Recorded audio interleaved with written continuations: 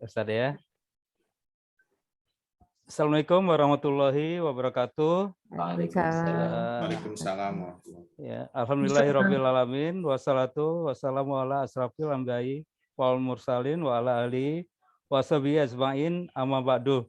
Ya, syukur alhamdulillah Pak Ustadz Syam, hari ini kita semua kami para teman-teman di Jigo bisa melaksanakan lagi nih kegiatan rutin per 2 mingguan ya Pak Ustadz.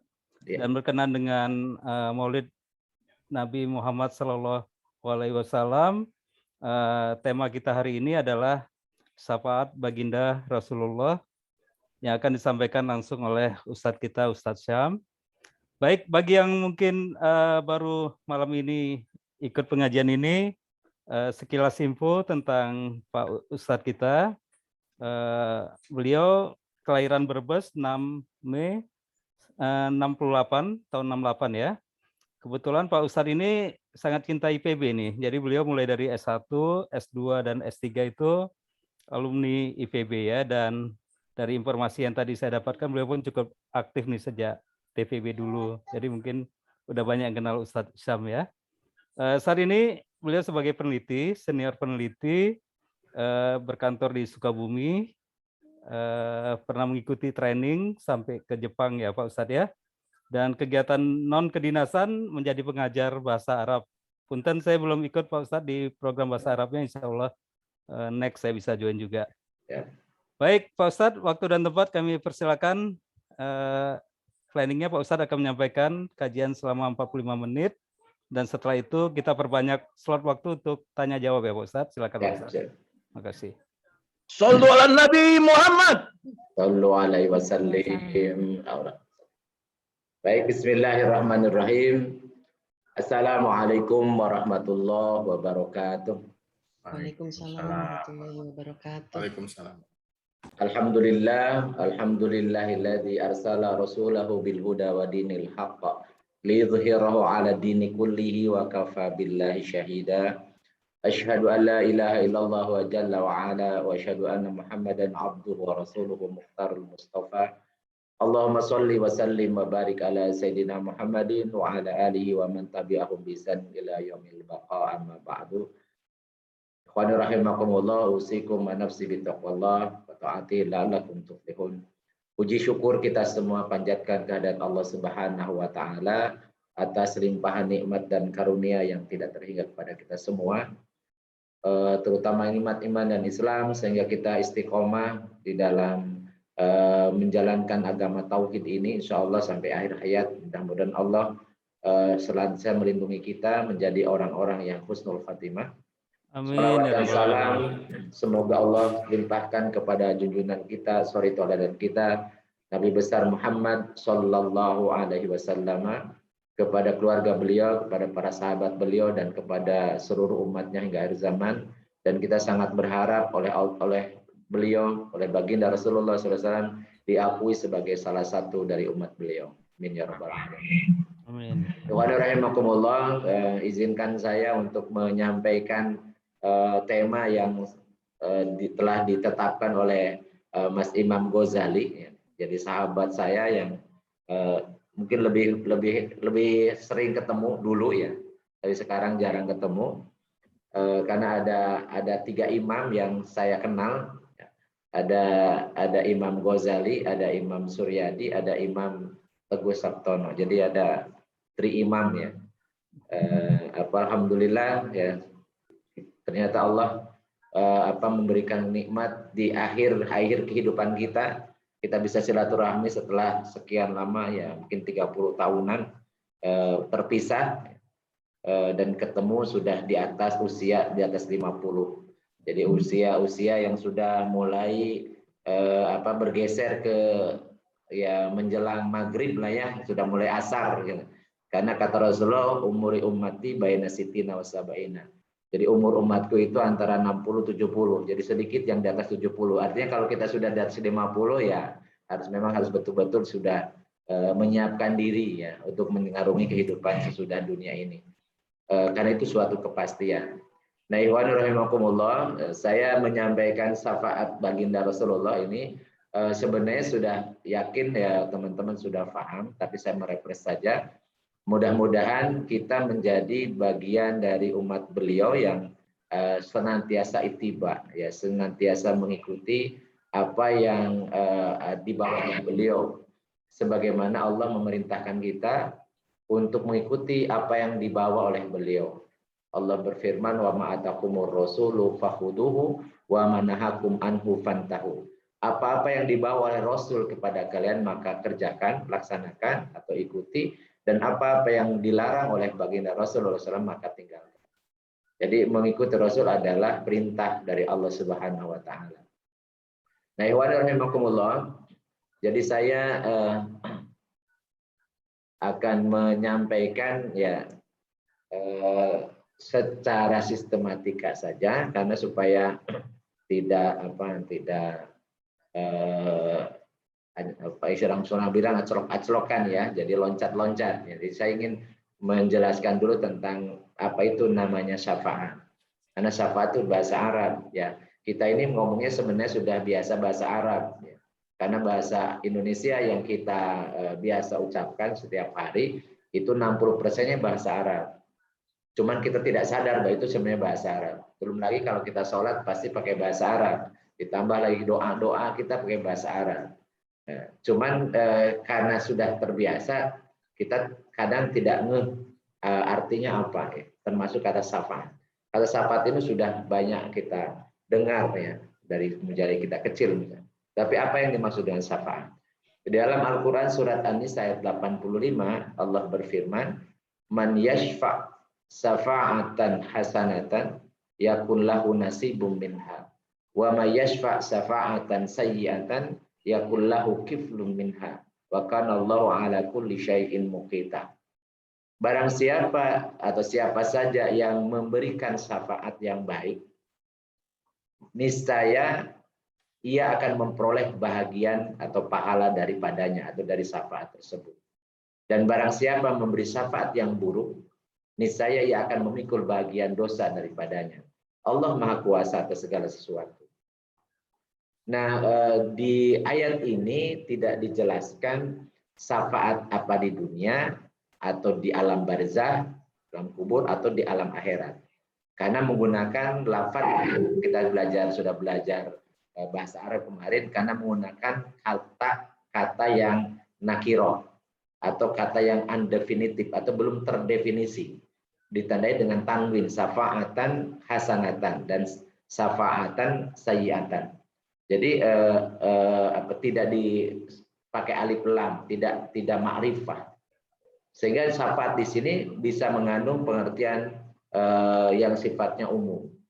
Oleh karena itu saya mengartikan atau setelah baca-baca dari beberapa literatur, memang syafaatan hasanatan atau syafaatan sayyiatan di dalam ayat ini artinya secara bahasa bisa bantuan, bisa pertolongan, bisa perantara, atau bisa memberikan rekomendasi. Jadi barang siapa yang membantu ya kebaikan, maka dia akan dapat pahala dari kebaikan itu. Dan barang siapa yang membantu keburukan, maka dia akan dapat juga balasan dosanya atau bagian dosanya dari keburukan tersebut. Karena semuanya Allah atas segala sesuatu maha kuasa. Atau juga pertolongan juga bisa. Jadi barang siapa yang memberikan pertolongan untuk berbuat baik, maka dia akan dapat pahala dari kebaikan itu. Dan seterusnya. Perantara juga sama. Siapa yang memberikan atau menjadi perantara atau menjadi fasilitator dalam perbuatan baik, maka dia akan dapat pahala dari kebaikan itu. Demikian pula sebaliknya. Atau menggunakan rekomendasi, misalnya seperti kita biasa lakukan, ngasih rekomendasi, dapat rekomendasi dari siapa misalnya. Jadi barang siapa yang memberikan rekomendasi untuk berbuat baik, maka dia dapat pahala dari kebaikan itu yang dia rekomendasikan. Dan juga sebaliknya kalau buruk. Sehingga secara bahasa syafaat itu bisa bantuan, bisa pertolongan, bisa perantara, bisa fasilitator atau fasilitasi, atau bisa rekomendasi. Tapi terkait dengan bagaimana dia membantu sebenarnya, mensupport ya, atau mensupport. Nah, sederhana dalam kamus besar bahasa Indonesia kata atas syafaat itu mungkin ini juga bias dengan pemahaman yang sudah spesifik ya kaitannya dengan akhirat ya. Jadi di dalam Kamus Besar Bahasa Indonesia itu syafaat artinya perantaraan atau pertolongan untuk menyampaikan permohonan kepada Allah. Jadi pakai dalam kurung pertolongannya dan kepada Allah di dalam kurung. Nah, secara istilahi atau hasil definisi yang dibuat oleh para ahli, jadi syafaat itu lebih diarahkan kepada usaha perantaraan dalam memberikan suatu manfaat bagi orang lain atau mengelakkan sesuatu mudarat bagi orang lain. Artinya lebih dekat ke memfasilitasi ya, atau tadi mempertemukan. Kalau perantara itu biasanya kalau dalalah namanya kalau dalam syirkah gitu ya, mempertemukan si penjual dan pembeli ya. Tapi ini maksudnya mempertemukan tadi bukan orang yang butuh, kemudian ada orang yang memberi syafaat, yaitu meminta ya, wasilah yang menjadi jalan untuk kemudian mendoakan atau tadi memberikan kebaikan ya. Dan kemudian kebaikan itu artinya diperoleh bukan dari yang membutuhkan, bukan akibat dari yang membutuhkan, tapi dari perantaranya itu, dari orang yang buat syafaat itu. Makanya disebut dengan usaha perantaraan. Tapi ini agak susah definisi ini karena memang ini definisi secara atau ahli-ahli kalam ya sering kali membuat pusing kita. Intinya sih membantu lah, menolong. Kenapa kita perlu pertolongan itu ya, di dunia atau nanti di alam barzah ataupun di akhirat. Ya. Jadi karena manusia itu secara nalurinya atau fitrahnya itu hidup pasti dalam bentuk komunitas. Artinya manusia ini makhluk sosial. Tidak mungkin dia bisa berdiri sendiri. Ya. Secara untuk melaksanakan apapun di dunia ini, tidak mungkin dia bisa melaksanakan aktivitas sendirian. Ya, soliter tidak mungkin. Karena manusia itu dilahirkan memang sebagai makhluk sosial. Sehingga di dalam syariat Islam kita mengenal istilah muamalah. Muamalah itu sebenarnya kata resiprok. Jadi menggunakan bahasa Arab jadi saling beraktivitas. Jadi satu sama lain saling beraktivitas. Kenapa? Karena saling membutuhkan. Ya. Jadi kalau seperti Bang Faisal yang belajar tentang ekonomi itu lebih banyak memang tadi bagaimana melakukan aktivitas saling ya, saling berinteraksi. Ya, baik misalnya jual beli atau misalnya syirkah, kerjasama dan seterusnya, itu semuanya terkait dengan kehidupan sosial, jadi saling berinteraksi. Maka dari itu di dunia pun memang manusia tidak mungkin saling lepas ya, tidak peduli, tidak mungkin karena fitrahnya memang harus saling membantu. Cuman membantu dalam hal apa? Maka Allah Subhanahu wa taala telah memberikan guide kepada kita. Wa ta'awanu 'alal birri wat taqwa wa la ta'awanu 'alal itsmi wal 'udwan. Wattaqullaha innallaha syadidul 'iqab. Dan saling menolonglah. Jadi ta'awun itu saling menolong. Saling tolong menolonglah kalian di dalam birri, dalam kebaikan. Wat taqwa, dan dalam ketakwaan atau dalam ketaatan kepada perintah Allah ya, dan Rasulnya. Dan janganlah kalian tolong menolong dalam perbuatan itsmi, perbuatan dosa, wal udwan, dan permusuhan atau bisa pelanggaran. Udwan itu lebih identik dengan permusuhan ya, dendam dan seterusnya gitu ya. Dan bertakwalah kalian kepada Allah, sesungguhnya Allah amat berat siksanya. Jadi Allah di samping Ar-Rahman Ar-Rahim juga Allah itu memiliki nama, salah satu namanya adalah Syadidul Iqab, atau sangat keras sanksinya, atau sangat keras siksanya. Dan diperintahkan oleh Rasulullah SAW ketika kita berinteraksi, maka orang-orang yang beriman itu mestinya seperti halnya satu tubuh. Jadi matsalul mu'minina fi tawaddihim wa tarahumihim wa ta'atufihim matsalul jasad. Idastaka minhu udun tada'a lahu sa'irul jasadi bisahri wal humma. Jadi perumpamaan kaum mukmin, orang-orang beriman itu satu sama lain dalam berkasih sayang, dalam membangun cinta karena Allah, ya. Kemudian kasih sayang dan kelembutan, jadi saling memiliki akhlak yang baik gitu ya, ta'atufihim. Itu seperti halnya satu tubuh. Apabila satu anggota tubuh mengeluh atau sakit, maka akan terasa tuh, rasa sakit itu akan terasa oleh anggota tubuh yang lain. Ya, dengan sama-sama demam atau sama merasa sakit.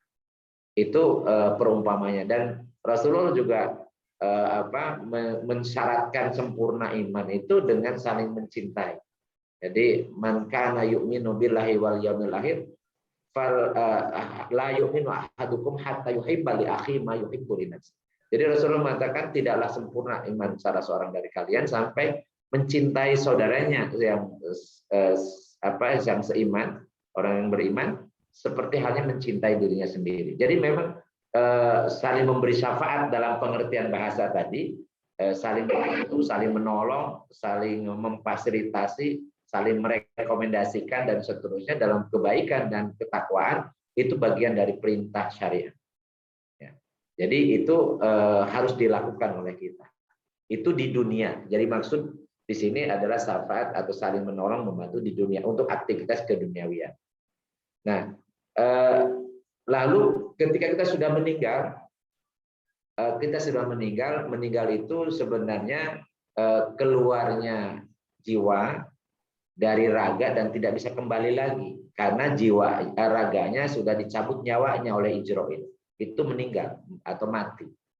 Jadi kalau kita tidak sadar atau kita sedang tidur, itu jiwa kita keluar tapi nyawa masih ada di raga.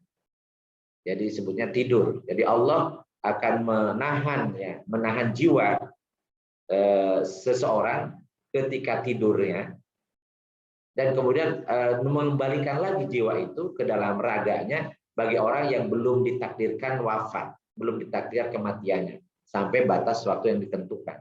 Tetapi kalau sudah dijatakan meninggalnya, maka tidak dikembalikan lagi jiwanya. Kenapa? Karena nyawa dari jasadnya dicabut oleh Ijrail.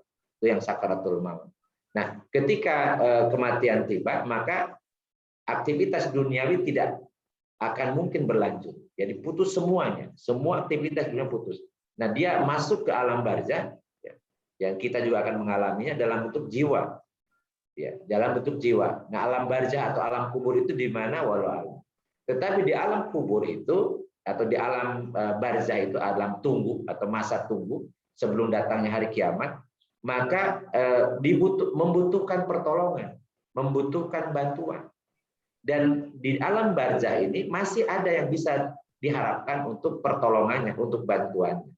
Rasulullah SAW bersabda, "Idza matal insanu" atau "Idza mata ibnu Adam in qata'a amaluhu illa bi salatin" atau illa min salasatin.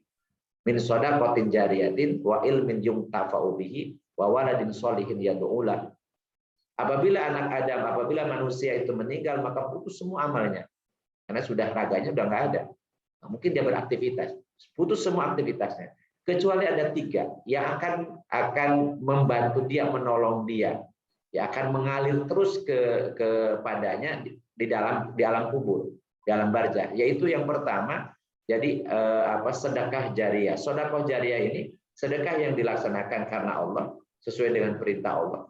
Kemudian manfaatnya terus dirasakan, maka pahalanya dari manfaat sedekahnya itu akan mengalir berupa pahala, ya akan nambah, akan membantu, akan menolong orang yang ada di alam barzah, di alam kubur.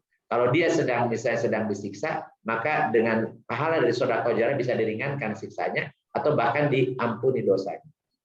Kemudian ilmin yuntafa'u bi, ilmu yang bermanfaat. Ketika di dunia dia ngajarin ilmu yang bermanfaat, kemudian ilmunya itu diamalkan oleh orang-orang atau murid-muridnya atau orang-orang yang mengikutinya, kemudian pahalanya akan mengalir kepada yang mengajarkannya. Dan yang paling baik ya atau yang paling utama di antara ilmu yang bermanfaat adalah Al-Qur'an. Makanya Rasul mengatakan, "Khairukum man ta'allamal Qur'ana wa 'allamahu." Sebaik-baik kalian adalah yang mengajarkan Al-Quran dan yang belajar Al-Quran dan mengajarkannya kembali. Sehingga orang-orang yang mengajari, yang mempelajari dan mengajarkan kembali Al-Quran itu akan mendapatkan pahala dari ilmu yang bermanfaat. ketika dia ada di alam barzakh. Atau ilmu-ilmu yang lain, ya, termasuk para dosen, ya, para sains, para pakar, ya, saintis, para pakar. Juga kalau dia mengajarkan ilmu yang bermanfaat dan kemudian betul-betul memberi manfaat dan dia ajarkan karena Allah ketika hidup di dunia, maka ilmu manfaat itu akan menjadi penolong dia atau menjadi syafaat ketika di alam kubur, yaitu akan akan mengalirkan pahala. Kemudian yang ketiga, awaladun solihun yad'ulahu, atau anak soleh yang mendoakan. Anak soleh yang mendoakan ketika dia berdoa kepada Allah, Allahumma gfirlahu warhamhu, ya Allah ampuni dia, ya sayangi dia, atau Rabbi gfirli wali walidayya warhamhuma kama rabbayani shaghira, ya Tuhanku ampunilah aku dan ampuni kedua orang tuaku, sayangi mereka sebagaimana mereka menyayangi aku sejak aku kecil. Maka kemudian doanya dikabulkan oleh Allah, maka orang tua yang ada di alam barzakh akan diampuni dosanya karena doa anak yang soleh. Ya, jadi ini hanya pertolongan atau syafaat dari apa yang dikerjakan dulu ketika dia hidup, kemudian menjadi penolong ketika dia ada di alam barzakh atau di alam kubur. Maka dari itu dengan hadis Rasulullah ini sebaiknya kita berusaha untuk tadi membuat 3 hal ini menjadi investasi utama kita yang nanti kita butuhkan ketika kita butuh pertolongan di alam kubur, di samping untuk nanti di akhirat. Nah kemudian bagaimana syafaat di akhirat? Nah, kalau di alam kubur tadi karena ada pertolongan dari orang yang masih hidup atau manfaat akibat rekam jejak yang sudah kita laksanakan ketika masih hidup. Tapi bagaimana kalau di akhirat? Di akhirat itu ternyata Allah berfirman, kullillahi syafa'atu jami'an lahu mulkus samawati wal ardh tsumma ilaihi turja'un. Dalam surat Az-Zumar ayat 44, katakan wahai Muhammad, kepunyaan Allah lah syafaat itu. Makanya syafaat di sini sudah pakai alif lam, sudah ma'rifah. Jadi syafaat di akhirat nanti itu semuanya kepunyaan Allah. Ya, karena semua ya kerajaan langit dan bumi itu miliknya juga. Dan kepadanya lah kita akan dikembalikan. Jadi kalian akan kembali. Kemudian dalam surat Al-Baqarah, surat ayat kursi ya, kita juga sudah hafal. Lahu ma fis samawati wa ma fil ardh, man dzalladzi yashfa'u indahu illa bi'idzni. Jadi kepunyaan Allah apa yang ada di langit dan apa yang di bumi, dan tidak ada orang yang bisa memberi syafaat di samping Allah kecuali dengan izinnya. Jadi harus ada izin ya dari Allah untuk memberikan syafaat. Atau dalam surat Toha ayat 109, dan sebenarnya banyak lagi ayat yang lain, karena kata-kata syafaat itu kalau kita kumpulkan di Al-Quran ada sekitar 48-an, atau lebih dari 40 ya, dengan berbagai macam makna ya. Yauma idzin la tanfa'u syafa'atu illa man adina lahur rahmanu wa radiya lahu qawla. Pada hari tidak ada manfaat lagi atau tidak akan berguna lagi syafaat kecuali dari orang yang Allah yang Maha Penyayang izinkan dan Allah ridho atas ucapan dia. Jadi ada orang yang ada pihak yang diberi izin oleh Allah untuk memberikan syafaat nanti di yaumul kiamat. Karena syafaat di yaumul kiamat itu hanya dari Allah saja. Dan orang yang Allah izinkan untuk memberi syafaat. Nah, pertanyaannya siapa? Siapa yang diberikan izin untuk memberi syafaat atau menolong, memberi bantuan ketika nanti di yaumul kiamat? Ternyata yang dimaksud man adzina lahur rahman itu adalah para nabi dan rasul. Dan tentunya bagi kita adalah ya junjungan kita, nabi kita, baginda Rasulullah SAW. Jadi syafaat di akhirat tidak diterima kecuali dari orang yang diberi izin oleh Allah untuk memberikan syafaat. Yang bagi kita tentunya adalah baginda Rasulullah. Dan kemudian di dalam surat Al-Baqarah misalnya Allah berfirman, wattaqu yauman la tajzi nafsun an nafsin syai'a wa la yuqbalu minha syafa'atun wa la yu'khadhu minha 'adlun wa lahum yu'sarun. Dan jagalah dirimu dari azab hari kiamat yang pada hari itu seseorang tidak dapat membela orang lain, tidak bisa membantu orang lain, tidak bisa menolong orang lain, yakni masing-masing. Masing-masing di akhirat itu. Jadi seorang suami meninggalkan istrinya, seorang bapak meninggalkan anaknya, seorang anak meninggalkan orang tuanya, dan masing-masing ya mereka cari perlindungan, cari pertolongan.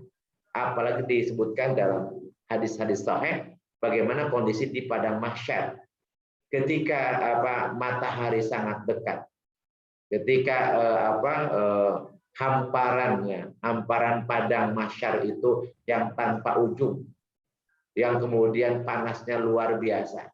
Tidak ada naungan kecuali naungan yang diberikan oleh Allah dan naungan dari orang yang diberi izin untuk menaungi atau memberi syafaat, memberi pertolongan, memberi bantuan, yaitu Nabi dan Rasul. Bagi kita adalah baginda Rasulullah SAW. Di mana pada saat itu tidak bisa membela, walaupun sedikit pun, tidak boleh diterima syafaat dan juga tidak bisa diterima tebusan dan mereka tidak akan ditolong. Tapi ayat ini tidak boleh dipahami sendiri. Karena ada ayat yang lain yang ilaman adinallahu rahmah, kecuali orang yang diberi izin untuk memberikan syafaat. Artinya pada saat atau hari kiamat itu kita betul-betul membutuhkan pertolongan, membutuhkan bantuan. Dari siapa? Dari baginda Rasulullah SAW. Dari siapa lagi? Karena yang diberikan izin cuma beliau. Memang ada yang mengatakan ada nanti sahabat yang baik kemudian menolong kita, tapi pemahaman itu kok sepertinya bertentangan dengan ayat-ayat Al-Qur'an yang qat'i ya.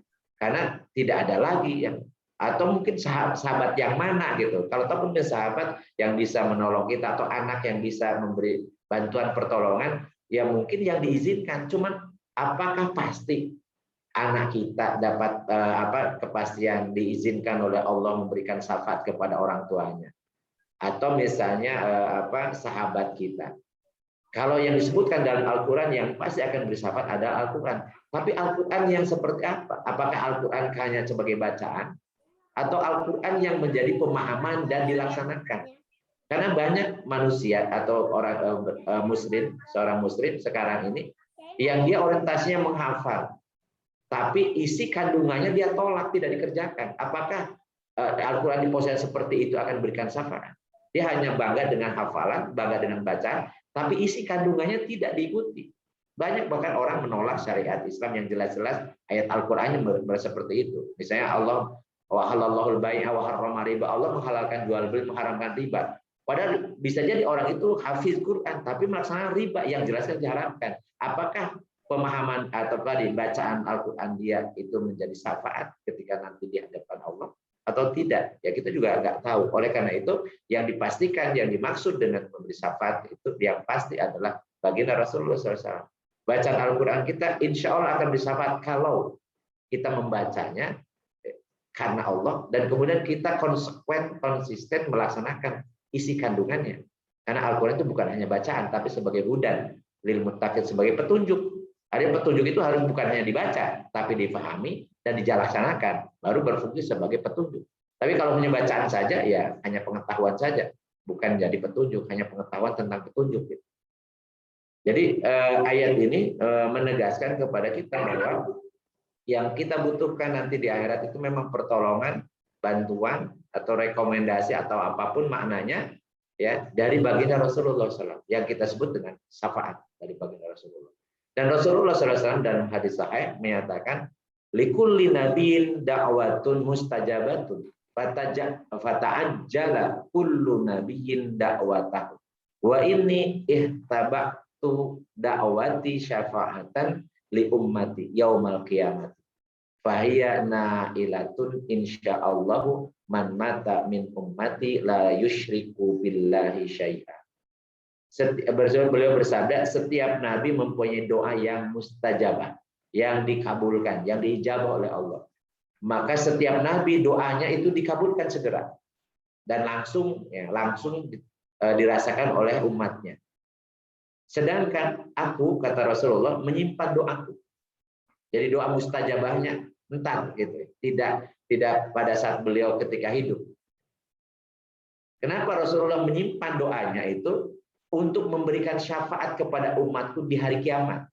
Jadi doanya Rasul itu disimpan untuk nanti ketika dibutuhkan oleh umatnya pada hari kiamat. Syafaat itu insya Allah akan diperoleh oleh umatku selama dia tidak menyekutukan Allah dengan suatu apapun. Jadi syaratnya dapat syafaat Rasul itu tidak musyrik. Jadi mukmin beriman dan tidak musyrik. Tapi kalau musyrik nggak bisa, ya. Ya. Dan Allah menegaskan, innallaha la yaghfiru ayyushraka bihi wa yaghfiru ma duna dzalika liman yasha. Sesungguhnya Allah tidak akan mengampuni dosa syirik. Tetapi Allah akan mengampuni dosa selain syirik kepada siapa yang dikehendakinya.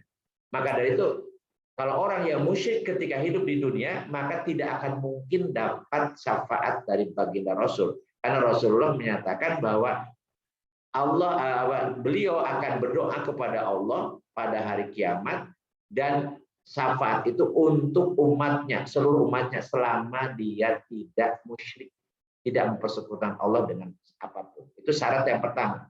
Jadi syaratnya meninggal dalam keadaan mukmin, bukan meninggal dalam keadaan musyrik atau dalam keadaan kafir tentunya. Kemudian bagaimana juga syarat yang berikutnya? Jadi tidak hanya beriman dan tidak hanya tadi musyrik, tidak musyrik saja, tetapi Allah Subhanahu wa taala telah menegaskan dalam surat Ali Imran 31, karena orang yang dapat syafaat itu nanti yang saya jelaskan, orang dapat syafaat itu harus yang dicintai Allah. Kalau tidak dicintai oleh Allah, tidak akan dapat syafaat dari baginda Rasul. Karena kalau dicintai Allah, ya pasti cintai oleh Rasulullah. Maka Rasulullah akan memberi syafaat, dan Allah akan mengabulkan atau permohonan atau pertolongan dari Rasulullah SAW.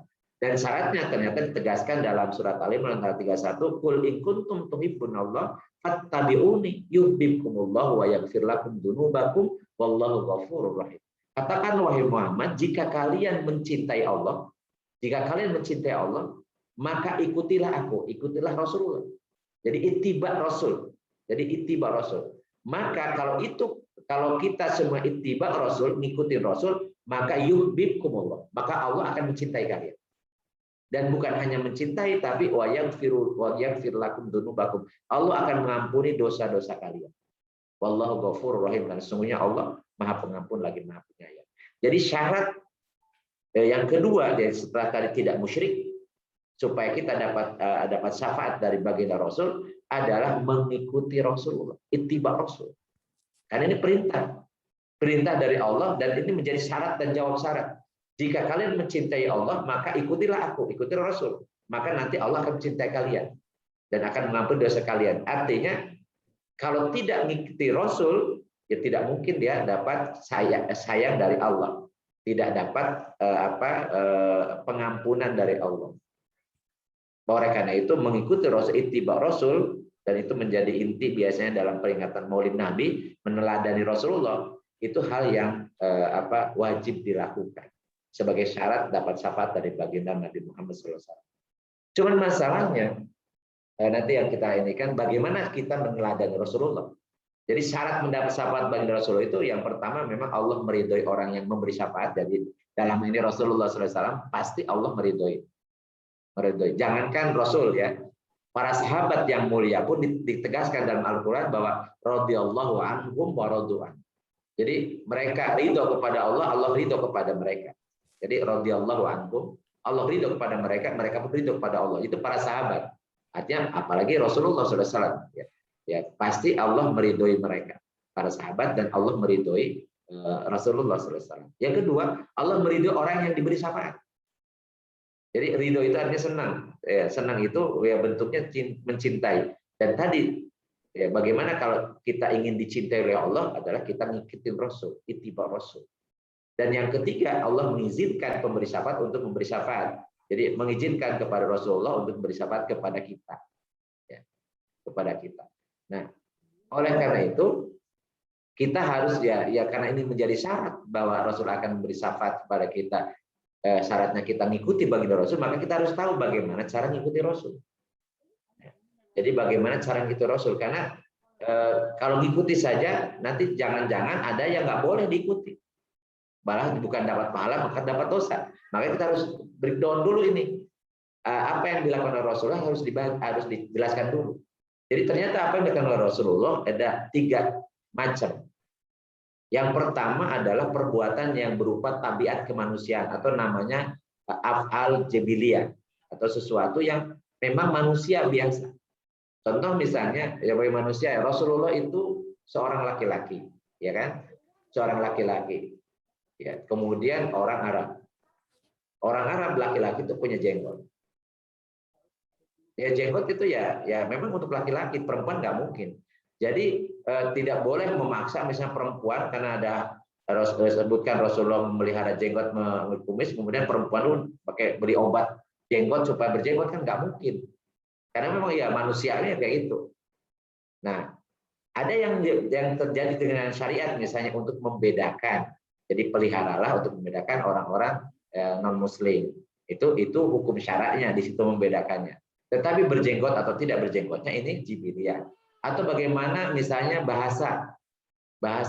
Ya Rasulullah pakai bahasa Arab, tidak pernah pakai bahasa Indonesia, apalagi bahasa Sunda. Ya kan? Jadi kalau kita misalnya tidak pakai bahasa Arab ngomong sehari-hari, ya tidak berarti kita tidak ngikutin Rasul. Kita sehari-hari pakai bahasa Indonesia atau pakai bahasa Sunda atau pakai bahasa Jawa, ya nggak ada masalah. Oh kan tidak dicontohkan Rasulullah, ya pasti Rasulullah nggak mungkin mencontohkan. Nggak mungkin Rasul mencontohkan pakai bahasa Indonesia, berdoa pakai bahasa Indonesia, berdoa pakai bahasa Sunda, nggak mungkin gitu ya. Tapi itu sifat manusiawi saja, nggak jadi masalah. Rasulullah misalnya makan utamanya misalnya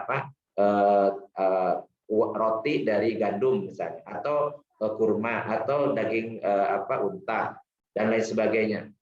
Nah kita misalnya makan nasi, ya Rasulullah nggak pernah makan nasi. Dulu nggak ada sawah juga gitu ya, nggak ada nasi. Apakah kita menyelisih Rasul? Ya enggak, gitu kan. Atau misalnya pakaian Rasul dulu ya, apalagi dulu garmen juga masih terbatas 14 silam ya. Jadi punya kain ya, sarung kain ini juga luar biasa itu. Jadi susah untuk mendapatkannya. Nah kalau kita tidak berpakaian seperti hanya pakaian Rasul, ya kita pakai sarung. Padahal Rasulullah nggak pernah pakai sarung. Kita pakai celana panjang. Padahal Rasulullah nggak pernah pakai celana panjang. Pakai kopiah, termasuk saya pakai kopiah putih misalnya. Ya, bukan karena identitas haji, bukan. Ya. Jadi ini kopiah aja, atau yang suara pakai kopiah hitam. Ya Rasulullah nggak pernah contohkan apakah itu dilarang atau itu bid'ah misalnya, enggak. Karena itu sifat manusiawi saja. Ya.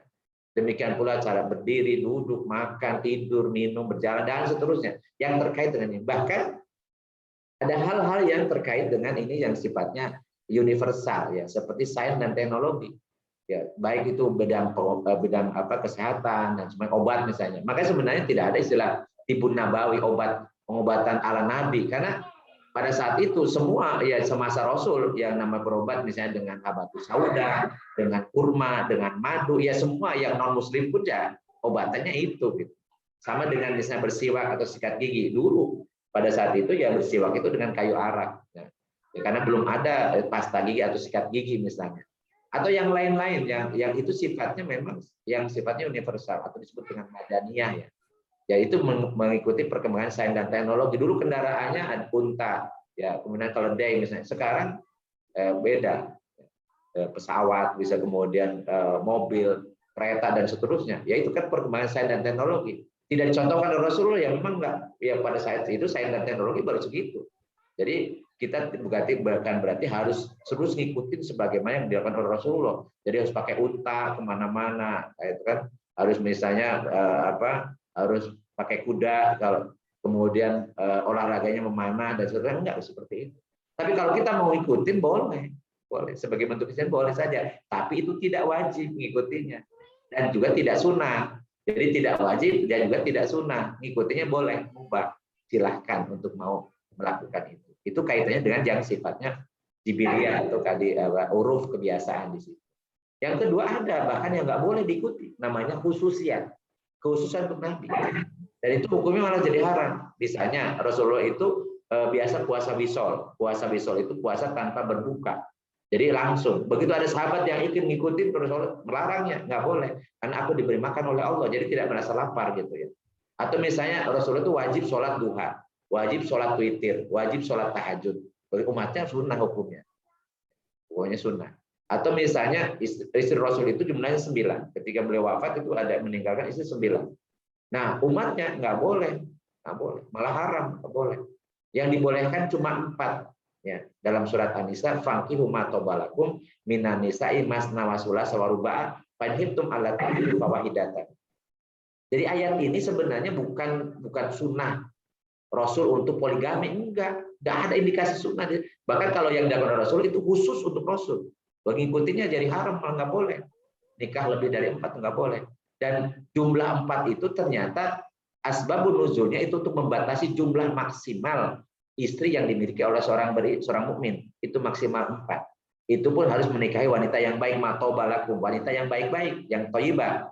2, 3, atau 4. Tapi ada lanjutannya, kalau kalian khawatir tidak bisa berlaku adil, maka satu saja.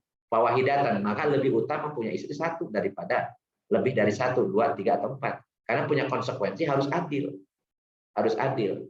Ya. Dan itu berat. Adil di masjid ini bukan cinta ya, tapi adil dalam memberi nafkah. Dan itu berat. Punya kewajiban untuk itu. Tapi ini hukumnya mubah, hanya boleh. Boleh. Jadi poligami itu hukumnya boleh, bukan sunnah Rasul. Karena kalau bagi Rasul ini khususan. Itu contoh-contoh yang khususan. Yang khususannya tidak boleh diikuti. Jadi malah berdosa kalau mengikuti. Nah, selain yang pertama dan kedua ini, ya itu yang termasuk dalam kategori syariat yang harus diikuti. Tapi ketika mengikuti apa yang dilakukan Rasulullah dalam kaitan dengan syariat, itu ada yang wajib, ada yang sunnah. Ada yang wajib, ada yang sunnah. Jadi tidak semua mengikuti Rasul itu sunnah. Rasul enggak. Kalau sunnah yang dimaksud itu berarti hukum syara. Hukum syara itu sunnah bisa dalilnya dari Al-Quran, sunnah bisa dalilnya dari perbuatan Rasul, ucapan Rasul, atau persetujuan Rasul. Ya, itu sunnah kalau hukum syara. Jadi seringkali salah kaprah yang mengatakan bahwa kalau mengikuti Rasul itu mengikuti sunnah Rasul gitu. Atau misalnya hukumnya sunnah, enggak. Jadi bisa wajib, bisa sunnah, atau bahkan bisa mubah. Tapi dilakukan oleh Rasulullah, bisa jadi gitu ya. Banyak hadis-hadis menunjukkan Rasulullah yang melaksanakan yang mubah. Dan boleh kita ngikutinya. Ya hukumnya hukum mubah gitu. Dan pasti Rasulullah tidak mungkin melaksanakan yang haram atau yang makruh gitu. Ya, jangankan yang haram, yang makruh pun nggak bakal dikerjakan oleh Rasulullah kan gitu ya. Jadi yang dimaksud yang mengikuti ittiba Rasul adalah yang bukan jibiliyah, yang bukan khususiyat, ya, dan itu nanti hukumnya bisa wajib atau sunnah. Itu yang kita diwajibkan untuk ittiba. Nah, insya Allah kalau kita melaksanakan itu, jadi ittiba kepada Rasulullah Shallallahu Alaihi Wasallam, maka kelak yaumil kiamah, insya Allah kita akan mendapatkan syafaatnya. Bisa syafaat khusus ya untuk yang dimiliki Rasulullah, yaitu bagaimana ketika kita di padang mahsyar yang sangat mengerikan, sangat getir kondisinya, ya, tidak ada naungan, yang diceritakan dari orang yang sampai berenang-renang dalam keringatnya dan seterusnya macam-macam gitu ya. Yang itu disebut dengan syafaat al-uzma. Jadi Rasulullah diberikan izin untuk memberikan syafaat, memberikan perlindungan kepada mereka. Ya, insya Allah kita mudah-mudahan dapat perlindungan itu. Kemudian yang kedua, syafaat untuk masukkan sekelompok orang ke dalam surga tanpa hisab. Jadi ada orang-orang dicintai kemudian oleh Rasulullah, ya, diminta untuk kemudian tidak diusap gitu. Jadi orang-orang yang dapat pahala bigori hisab ini orang-orang istimewa, ya. Orang disebutkan waliullah gitu, yang dicintai oleh Allah. Kemudian ada syafaat yang sekelompok orang agar tidak disiksa. Jadi ya tadinya mau disiksa karena pernah berbuat dosa, tapi karena syafaat dari Rasulullah kemudian tidak bisa disiksa. Atau syafaat untuk mengeluarkan pelaku maksiat yang tidak musyrik dari dalam neraka. Ya, dia sudah masuk neraka, tapi dia tidak musyrik. Kemudian karena syafaat dari Rasulullah kemudian diangkat dari neraka, dimasukkan ke dalam surga.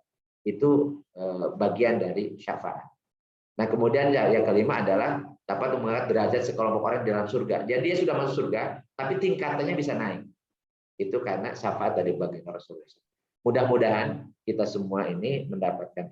Tapi dengan catatan tadi, syarat kita mendapat syafaat dari baginda Rasul harus dilaksanakan. Pertama, tidak musyrik. Yang kedua, harus ittiba, harus ngikutin Rasul. Tentunya ngikutin yang bukan jibiliyah, yang bukan khususiyat, tetapi yang menjadi syariat, hukum syara. Sebagaimana yang Allah perintahkan, wa ma atakumur rasul fakhuduhu wa ma nahakum anhu fantu. Apa yang dibawa oleh Rasulullah kepada kalian kerjakan, dan apa yang dilarang oleh Rasulullah kepada kalian tinggalkan. Jadi yang haram mutlak kita tinggalkan, yang wajib mesti kita kerjakan, yang sunnah berusaha kita tunaikan. Mudah-mudahan nanti Allah Subhanahu wa taala memberi izin kepada Rasulullah untuk memberi syafaat kepada kita semua. Wallahu a'lam. Demikian yang bisa saya sampaikan. Mudah-mudahan tidak lebih dari 45 menit. Udah lebih dikit ya, sedikit. Mulainya saya ngepaskan untuk 45 menit. Untuk selanjutnya nanti bisa kita dialog lah ya. Jadi bukan tanya jawab. Kalau tanya jawab itu kesannya ini serius banget ya. Walaupun memang serius ya. Tapi maksud saya seakan-akan mengajari, padahal ini kan sebenarnya lebih banyak kepada tawasobil haq wa tawasobil sabr. Jadi saling menasehati dalam hal yang benar dan menasehati dalam yang sabar. Jadi silakan Bapak dan Ibu, sahabat-sahabat saya ya, untuk bertanya, tapi jangan yang sulit-sulit nanyanya. Jangan nanya yang gampang yang bisa saya jawab.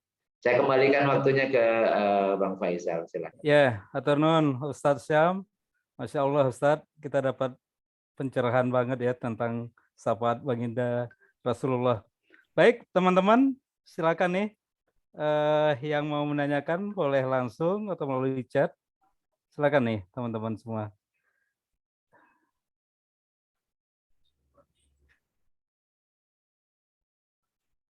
Biasa udah Daniel nih biasa, atau Mas Imam nih biasa cukup aktif. Mas Arya, Mas Don, ayo silakan siapa nih? Ya, saya minta izin minum kopi dulu ya. Silakan Ustadz. Kapan-kapan kita kopi bareng ya Ustadz ya, Insya Allah ya. Bang Faisal izin bertanya, Bang Faisal. Ya, silakan Mas Arya. Ustadz Sam, tentang masalah sunnah, tentang sunnah ya, pengertian sunnah. Jadi ada sunnah ya yang dipahami, ada sunnah yang ritual, misalnya sunnah sholat sunnah sebelum subuh gitu ya, 2 rakaat sunnah rawatib. Antara itu dengan sunnah pengertian yang mengikuti perilaku Nabi Muhammad gitu. Apakah di mana penjelasan hal itu, dan kan katanya kalau meninggalkan sunnah itu bukannya sekedar nggak apa-apa gitu, tapi sebenarnya kita dalam posisi yang merugi ya Ustadz ya, meninggalkan sunnah. Nah, bagaimana memahami kedua itu, sunnah yang ritual dan sunnah mengikuti perilaku Rasul gitu Ustadz. Terima kasih Ustadz. Jadi sunnah itu ada 2 makna, dan faktanya memang ada 2. Yang pertama, sunnah dalam pengertian sebagai sumber hukum. Jadi sunnah atau hadis, ada yang mengatakan hadis, ada yang menyebut juga sunnah. Sunnah dalam pengertian ini berarti salah satu sumber hukum dalam Islam setelah Al-Quran. Sebagaimana Rasulullah mengatakan, taraktu fikum amroini fa in tamassaktum bihima lan tadillu abadan, kitaballah wa sunnata rasuli. Jadi aku tinggalkan pada kalian 2 perkara. Kalau kalian berpegang teguh kepada 2 perkara itu, tidak akan pernah sesat selama-lamanya, yaitu kitab Allah, yaitu Al-Quran, dan sunnah nabinya, itu sunnah Rasul. Nah, sunnah itu berarti itu definisi sebagai sumber hukum atau sebagai dalil syariat, dalil syara gitu ya. Nah, itu apa pengertiannya? Berarti itu kalau kita bahas ya, secara di pelajaran usul fikih, yang namanya sunnah yang dikaitkan dengan sumber hukum itu adalah kullun masudiro min Rasulillahi sallallahu alaihi wasallam min qaulin au fi'lin au takririn. Jadi semua yang disandarkan dari Nabi sallallahu alaihi wasallam, baik ucapan beliau atau perbuatan beliau atau persetujuan beliau. Jadi makanya di situ qala Rasulullah, atau misalnya periwayatannya kan para perawinya pertamanya sahabat. Sahabat mengatakan, sami'tu Rasulullah SAW yaqul, aku mendengar Rasulullah SAW bersabda. Atau misalnya ra'aitu, aku melihat Rasulullah melaksanakan ini dan ini. Atau misalnya nahnu ma'a Rasulillah, kami sedang berserta Rasul. Kemudian Rasulullah diam misalnya. Ya, itu takrir. Jadi ada yang ucapan, ada yang perbuatan, ada yang persetujuan. Itu kalau dikembalikan kepada Rasulullah dan ditelusuri oleh para perawi hadis. Para perawi hadis itu sampai batasan generasi ketiga. Jadi tabi'in. Jadi bahasa ya tadi para perawi hadis ya, mereka menelusuri. Jadi tabi'in ini menelusuri anaknya, generasi setelah tabi'in menelusuri dari tabi'in mendengar ya, menerima dari tabi'in mendengar dari sahabat dari Rasulullah. Jadi tidak ada lagi periwayatan hadis pada abad ke sekarang gitu ya, jauh banget itu, nggak bakal nyampe. Maka kemudian dari situ setelah ditelusuri bahwa ini benar dari Rasulullah. Karena setiap tobakot, setiap periode ada 10 orang atau lebih dan tidak pernah bersepakat dan tidak mungkin berbohong. Maka disebut dengan hadisnya hadis mutawatir. Pasti 100% dari Rasul. Tapi ada yang kemudian begitu ditelusuri ada generasi yang kurang dari 10. Ada kurang beberapa gitu ya. Sehingga itu tidak sampai mutawatir disebutnya hadisnya ahad. Hadis ahad itu dibagi lagi, ada yang sahih, ada yang hasan, ada yang dhaif. Ya. Itu namanya di pelajaran ulumul hadis ya, di hadis. Jadi ini sunnah yang kita yakini itu dari Rasul. Kalau sahih berarti ya sekitar 99% dari Rasul gitu ya. Jadi 99% sehingga kita balik mengikutinya. Itu namanya sunnah sebagai sumber hukum atau sebagai dalil. Nah, kalau sunnah yang dimaksud tadi dikerjakan berpahala, tidak dikerjakan tidak berdosa, tapi sayang gitu ya, itu adalah salah satu hukum syara. Hukum syari itu apa? Khitabu syari al-muta'allaqu bi af'ali ibadin. Jadi seruan dari Allah dan Rasulnya berkaitan dengan perbuatan seorang hamba. Perbuatan seorang hamba itu ada yang tolabul lil fi'li, tuntutan untuk dikerjakan, ada tolabul lil tarki, untuk tuntutan untuk ditinggalkan. Kalau tuntutan untuk dilaksanakan, kemudian dengan ada korinah namanya, ada indikasi bahwa kalau tidak dikerjakan berdosa, maka itu hukumnya berarti wajib. Diancam dengan neraka dan sebagainya. Misalnya contoh misalnya sholat. Aqimis sholat, dirikan oleh saya sholat. Kemudian di akhirat disebutkan orang-orang, kenapa kalian masuk neraka sakor? Kemudian mereka, walam nakum minal musholin. Ketika ditanya oleh malaikat, kenapa kalian masuk neraka sakor? Karena kami dulu tidak mengerjakan sholat. Berarti orang memerintah melaksanakan sholat hukumnya wajib. Karena nanti di akhirat kalau tidak mengerjakan dimasukkan ke neraka sakor. Itu ya. Jadi sholat lima waktu hukumnya wajib. Tapi ada tolabul lil fi'li, perintah tapi tidak diancam dengan sanksi. Itu namanya sunnah atau mandum. Ya, atau mandum sunnah atau nafilah atau mandum. Itu hukum syara. Jadi diperintahkan, misalnya banyak yang ini tentang sholat, sholat malam misalnya, langsung dalam Al-Quran disebutkan, wa minal laili fatahajjat bihi nafilatalaka. Ya, di sebagian malam maka sholat tahajudlah kalian. Itu sebagai nafilah, sebagai tambahan. Berarti itu hukumnya sunnah. Dan banyak yang dilaksanakan oleh Rasulullah yang merupakan sunnah. Jadi kalau tidak mengikuti sunnah dalam pengertian hukum sunnahnya ini, gimana? Ya tidak berdosa kan hukumnya sunnah. Tapi dia tidak harus pahala kan gitu ya. Jadi orang yang mencintai Rasul mestinya dia memperbanyak mengikuti sunnah-sunnahnya Rasul kan gitu ya. Jadi sunnah dalam pengertian hukum syara yang terkait dengan perbuatan dan hukumnya kalau dikerjakan berpahala, kalau ditinggalkan tidak berdosa. Itu sunnah. Jadi tadi yang jawaban yang disampaikan itu tadi sebenarnya terkait dengan salah satu dari hukum syara. Jadi kalau yang wajib ya memang ditinggalkan bermasalah kita. Ya, bermasalah karena berdosa gitu kan, ada sanksi. Tapi kalau yang sunnah kalau tidak kita mengerjakan ya tidak berdosa.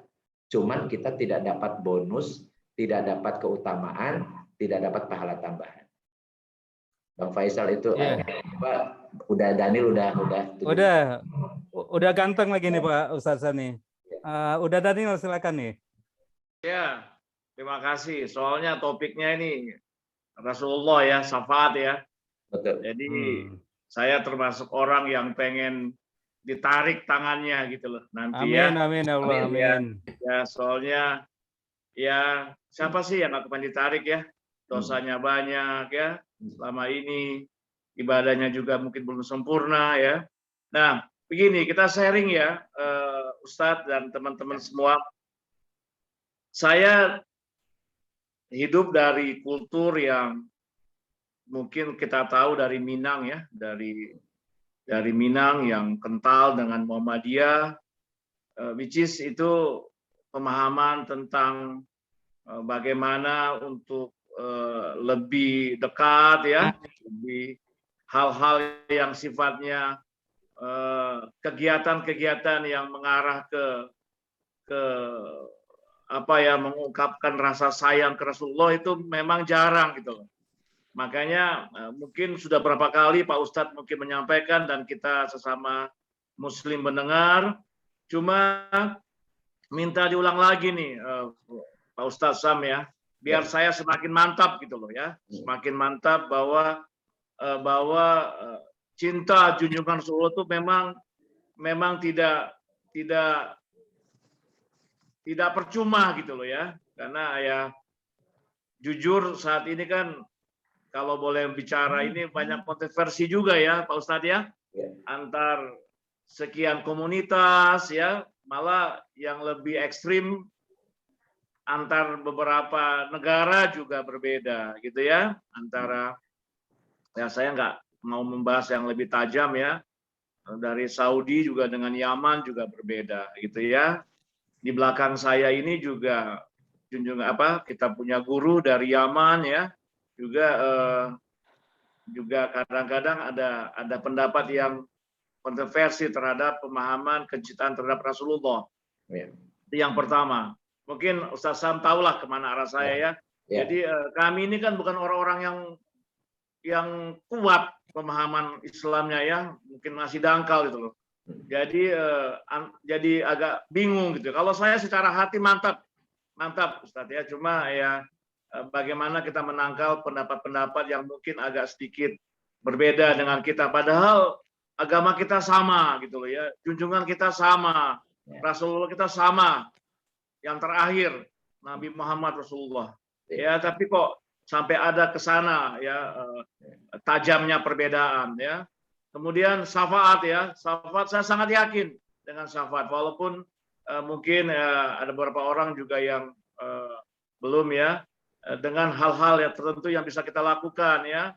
Yang sekarang yang terutama yang sedang kita adakan sekarang Maulid Nabi Muhammad Sallallahu Alaihi Wasallam ya.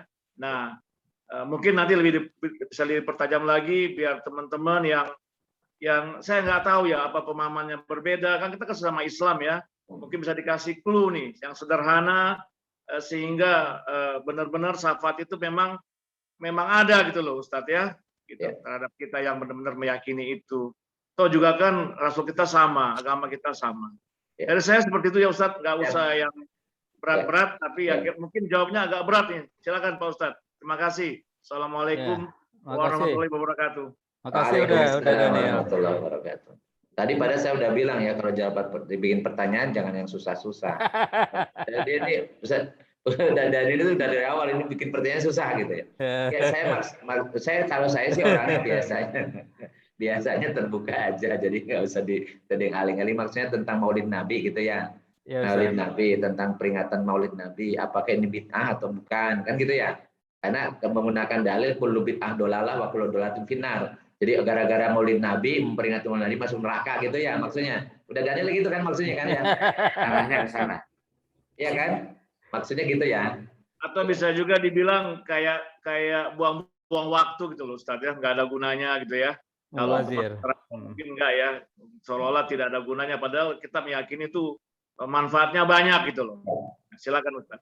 Jadi beragama itu ya Bang, beragama itu harus menggunakan dua, yaitu akal dan rasa dan hati. Jadi harus dua gitu. Karena jiwa kita itu ada komponnya dua, yaitu suruh berzikir dan suruh berpikir. Dan itu komponen jiwa ya. Memang abstrak semua ya.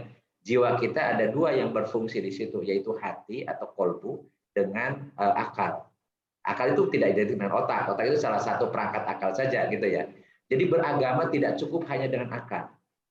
Kalau dengan akal saja, maka kita menjadi orang yang garing, istilah anak sekarang itu garing ya. Jadi gersang gitu ya. Jadi ada orang yang pinter banget tuh, fikihnya juga pinter banget, tetapi akhlaknya jebol. Sama saudara berbeda sedikit saja musuhan. Padahal Rasulullah tidak pernah ngajari musuhan sesama muslim. Dan Al-Quran sangat tegas, innamal mu'minuna ikhwatun fa aslihu baina akhwaikum wattaqullaha la'allakum turhamun. Sesungguhnya orang beriman itu adalah saudara. Maka kalau ada masalah, maka islahkan. Islah itu perbaiki hubungan di antara mereka kalau ada masalah. Karena dengan cara itu maka agar kalian mendapatkan kasih sayang dari Allah. Bukan malah dipertajam, perbedaan dipertajam. Nah, kemudian apalagi kalau masalah fikih. Masalah fikih itu disebut masalah furu. Masalah furu itu disebut dengan masalah ijtihadiyah. Ijtihadiyah ada proses penggalian hukum. Itu tergantung dari orang yang beristihadnya. Tergantung ilmu dari orang yang beristihadnya, situasi kondisi ketika dia beristihad, kapan dia beristihad dan seterusnya. Sehingga jangankan pada masa 14 abad yang berlalu setelah dari Rasulullah, ketika Rasul hidup pun berbeda itu biasa. Ada 2 orang sahabat sedang perjalanan, di tengah jalan nggak ada air, masuk waktu sholat duhur, mereka tayamum sholat duhur. Begitu lewat lagi, jalan lagi, ternyata waktu duhur masih ada air. Satu orang kemudian dia wudhu, sholat lagi, diulang sholatnya. Yang satu lagi enggak, kan dia yakini bahwa tadi sudah sholat, gitu ya. Itu mereka nggak berantem, apalagi sampai tadi saling caci, saling maki, apalagi sampai ribut gitu ya, sampai tidak baikan gitu, enggak.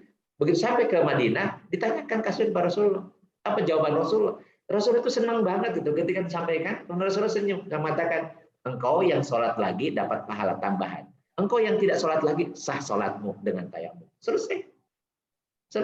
Jadi nggak ada ini.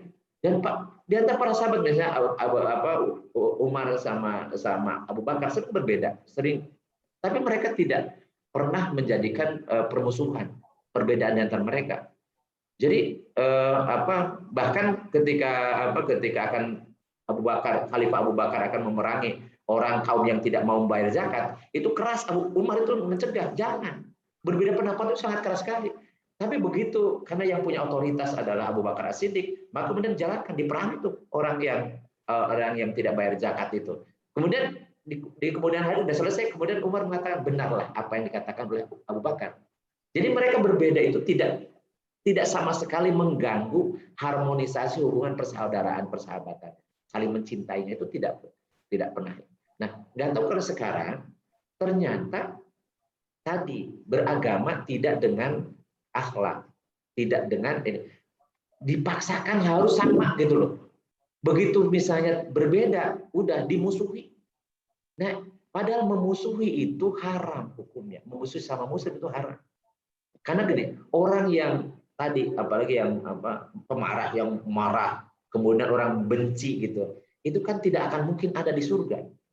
Karena di surga itu menurut Allah nih ya, wasari'u ila magfiratin min rabbikum wa jannatin arduha samawati wal uiddat lil muttaqin alladzina yunfikuna fis sarra'i wad dharra'i wal qadiminal ghaidha wal afina 'anil nas wallahu yuhibbul muslimin. Bersegeralah kalian kepada ampunan dari Tuhan kalian dan ke surga yang luasnya seluas langit dan bumi, disediakan untuk orang-orang yang bertakwa. Siapa orang bertakwa yang disediakan surga di sana? Yang pertama, orang yang biasa berinfak dalam keadaan lapang ataupun sempit. Yang kedua, orang yang menahan marah, dia tidak menjadi tidak pemarah. Yang ketiga, orang yang memaafkan orang lain. Wal afina 'anil nas. Dan Allah menyukai orang-orang berbuat baik. Dan ketika ada masalah tadi saling mencintai, bahkan Rasul mengatakan la yu'minu ahadukum hatta yuhibba li akhihi ma yuhibbu li nafsihi. Tidaklah sempurna iman salah seorang dari kalian sampai mencintai saudaranya. Ini satu akidah, satu keimanan, ya, satu agama gitu. Tidaklah sempurna iman salah seorang dari kalian sampai mencintai saudaranya seperti mencintai dirinya sendiri. Artinya kalau justru tadi permusuhan itu dibangun macam karena khilafiyah, itu yang justru menyelisihi Rasulullah. Itu bukan sunnah Rasul, ya.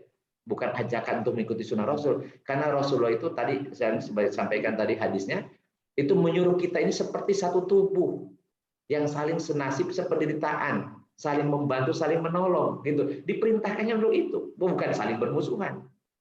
Bahkan dilarang keras kita wala tafarraqu dalam salah khutbah Jumat itu mesti mengatakan ittaqul haqqa tuqatih wa la tamutunna illa wa antum wa'tasimu bihablillahi jami'a wa la tafarraqu. Jangan berpecah belah kan gitu ya. Itu Al-Qur'an, Al-Qur'an, dan kita yakini dari Allah kan gitu. Sama-sama meyakini itu dari Allah. Kok malah bertafarruq? Kok malah berpecah belah? Hanya gara-gara beda bendera, gara-gara beda mazhab, dan gara-gara beda macam-macam kan gitu. Ini yang terjadi. Jadi oleh karena itu ya melalui forum kita ini ya berbeda pendapat itu biasa. Dan perbedaan pendapat dalam masalah fikih itu pasti sunatullahnya gitu. Kenapa? Karena dasarnya saja bisa memunculkan perbedaan. Jangankan kita di akhir zaman, dulu para sahabat yang ada Rasul pun itu berbeda pendapat biasa. Apalagi para ulama mujtahid, pasti pendapat Imam Syafi'i akan berbeda dengan pendapat Imam Malik atau pendapat Imam Hanafi. Tapi mereka saling menghargai, saling menghormati, bukan saling memusuhi gitu. Nah, termasuk di dalamnya termasuk kita tentang Maulid Nabi. Ya pasti kalau misalkan apakah dicontohkan oleh Rasulullah? Pasti jawabannya tidak. Sebagaimana Al-Quran yang berupa mushaf itu tidak dicontohkan oleh Rasulullah. Tapi kemudian dikumpulkanlah oleh Abu Bakar, Khalifah Abu Bakar, dilanjutkan oleh Khalifah Umar, kemudian jadilah mushaf oleh Utsman. Apakah yang mereka lakukan itu dicontohkan oleh Rasulullah? Enggak. Tapi apakah itu bid'ah dolalah finar? Enggak lah. Kemudian kita khutbah, contohnya ini kan harus ada masalah agama. Oke. Zaman Rasulullah nggak pernah Rasulullah khutbah pakai bahasa Indonesia, Pak. Nggak pernah, apalagi bahasa Minang, nggak pernah. Sekarang kita khutbah pakai bahasa Indonesia, kita nggak, ya kan? Jadi kalau karena ujuk-ujuk langsung ini nggak ada contohnya dari Rasul, itu bid'ah yang enggak, kan gitu ya. Apalagi kemudian kamu sampai kemudian mengkafirkan orang, kemudian memasukkan orang ke neraka, nggak kayak gitu beragama itu, seperti itu, gitu. Ini apa tahlilan jadi bid'ah dolah finar karena ngikutin Hindu nggak mungkin tahlilan lah. Tahlilan nggak mungkin lah. Kalau tahlilan itu ucapan la ilaha illallah, ya agama tauhid kan gitu. Jadi kadang-kadang nggak ngerti gitu. Jadi yang kemakan. Jadi perbedaan silakan, kalau misalnya tadi nggak serag, nggak sependapat, ya udah. Tapi jangan sampai saling musuhan, kan gitu ya. Ya beda kan biasa aja, gitu. Nggak ada masalah. Ada masalah. Jadi ini yang harus kita lakukan. Itu kira-kira jawabannya, Bang Dan. Ya Ustadz, alhamdulillah jawab pertanyaan sulit bisa dijawab dengan begitu mudah oleh Ustadz ya. Dan kita begitu mudah juga memahaminya nih. Silakan nih para ukti nih, ada Uni Susan, Teh Gina. Silakan nih. Mbak Tini tadi Mbak siapa itu? Udah buka itu juga. Ya, Mas Faisal. Ya silakan Mbak Ira ya, Mbak Irawati ya. Silakan. Terima kasih. Assalamualaikum warahmatullahi wabarakatuh. Waalaikumsalam warahmatullahi wabarakatuh. Pak Ustadz, saya mau tanya beberapa. Satu tentang syafaat yang diberikan oleh sahabat soleh kita. Beberapa Ustadz kondang itu banyak sekali tuh bertebaran mengatakan bahwa kita akan dicari kalau tidak menemukan di dalam surga. Itu mereka mengambil dari mana dalil itu? Itu satu. Sebab mereka itu tidak diragukan kefasihan mereka, kefakihan mereka terhadap agama ya. Jadi bukan ustadz abal-abal, tapi memang ustadz yang saya nggak bisa sebutin, tapi pasti semua sudah pada tahu gitu. Mereka fakih dalam agama, tapi mereka berani mengatakan bahwa sahabat soleh bisa mencari kita di dalam neraka gitu. Kedua, saya mau menanyakan tentang ini. Saya nggak masalah ya dengan maulid itu ya. Dulu memang saya agak ini, tapi kemudian saya nggak masalah sepanjang kita memang ingin menghidupkan giroh, semangat kita kepada Islam.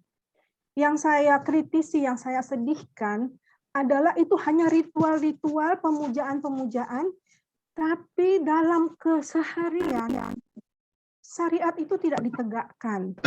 Padahal kalau kita mencintai Allah dan Rasul-Nya, ikuti apa yang dibawa oleh Rasul. Ya kan? Riba masih bertebaran di muka bumi. Nggak usah jauh-jauh di sekeliling kita. Korupsi, sogok-menyogok, segala macam. Itu yang yang saya mau tanyakan kepada Ustadz. Sikap kita bagaimana? Sikap para dai, para Ustadz. Kita yang kurang ilmu ini. Kita nggak banyak kurang ilmu. Kita akui. Kita semua udah usia 50 ini jauh kurang ilmu. Makanya tidak ada hari lagi untuk tidak belajar ilmu agama. Saya senang sekali nih, Jigo ini mengadakan majelis apa nih, TPB ya. Saya berusaha memperbanyak WA grup-grup WA yang membawa saya ke surga, ya gitu. Saya memang mengataskan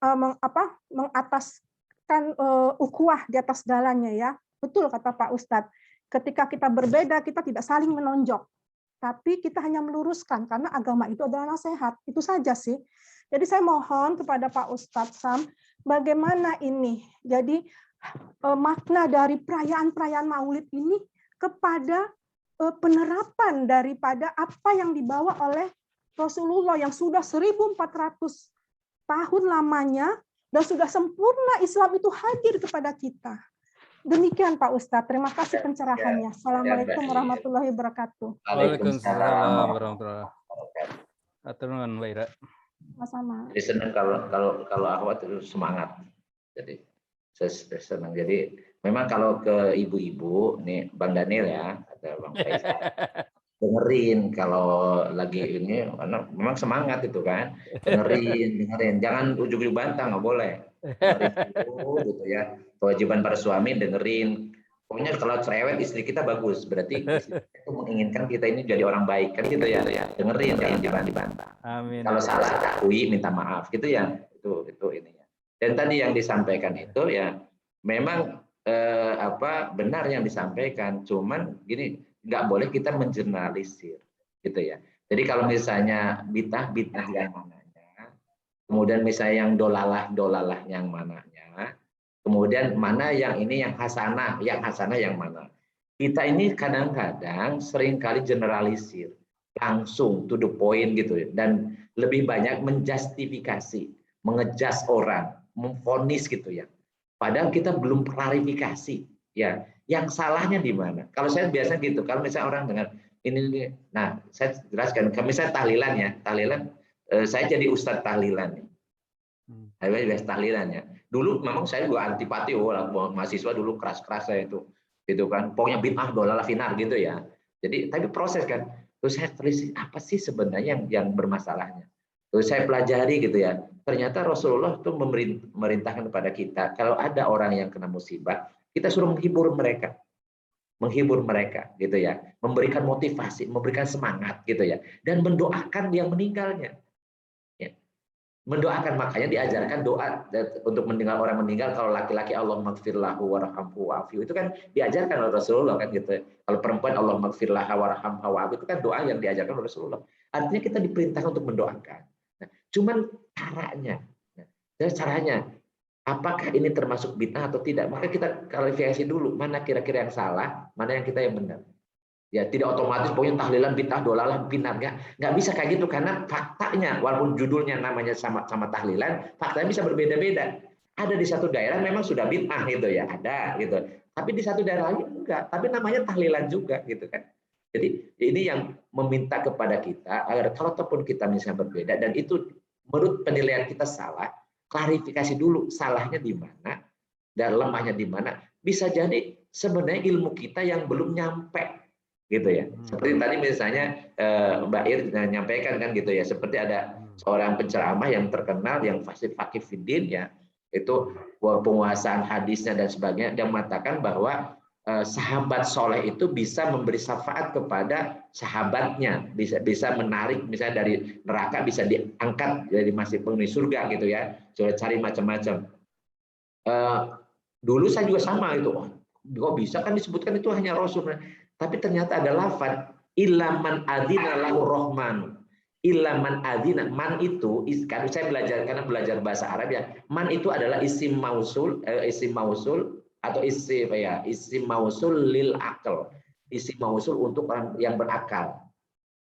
Jadi man dan ma, kalau ma apa saja, kalau man artinya siapa saja, dan itu sifatnya umum. Jadi kata-kata man siapa bisa jadi diantaranya adalah sahabat soleh, gitu kan, sahabat soleh, atau misalnya anak yang soleh yang kemudian bisa menjahit orang tuanya yang ada di neraka kan gitu ya, bisa. Kenapa? Karena kata man itu mengandung implikasi umum gitu ya. Tapi yang dimaksud sahabat soleh sih siapa? A, B, C-nya, personnya ya nggak tahu kita. Sama dengan nanti waliullah, jadi yang dicintai oleh Allah. Tapi siapa orangnya? Kita nggak tahu. Tapi lafaz man di dalam ayat ilaman adina lahu rahman wa qala shawaba, yang bersyafaat, yang diizinkan ya. Jadi yang tidak memberikan izin, mangdalladzi yashfa'u indahu illa bi'idznih. Yang tidak ada man siapa saja yang memberikan syafaat kecuali dengan izinnya, yang di samping Allah kecuali dengan izinnya. Nah, yang diberi izin apakah hanya Nabi doang atau yang lain bisa? Cuma kalau yang Nabi udah pasti, sudah definitif, sudah ma'rifah ya. Tapi kalau man siapa? Ya bisa jadi antara itu adalah sahabat-sahabat soleh kita. Bisa jadi kan? Bisa jadi. Karena oleh Allah dicintai, kemudian oleh Allah diberikan izin untuk memberikan syafaat, untuk bantuan gitu ya. Jadi oleh karena itu kalau saya memahami ya ada, tapi siapakah sahabat yang akan menolong kita? Memang kemudian tadi ada kata umumnya kan tadi tidak ada syafaat, tidak berguna syafaat dan sebagainya. Tapi ada ayat yang mengatakan ilaman adinallahu rahman, kecuali dari Allah yang mengizinkan, yang Maha Penyayang mengizinkan kepada siapa.